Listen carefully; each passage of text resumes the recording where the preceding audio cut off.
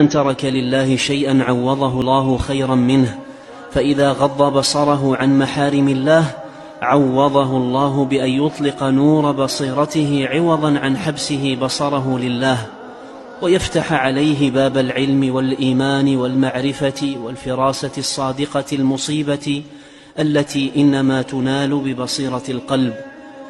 وضد هذا ما وصف الله به اللوطية من العمى الذي هو ضد البصيرة، فقال تعالى: لعمرك إنهم لفي سكرتهم يعمهون، فوصفهم بالسكرة التي هي فساد العقل، والعمه الذي هو فساد البصيرة.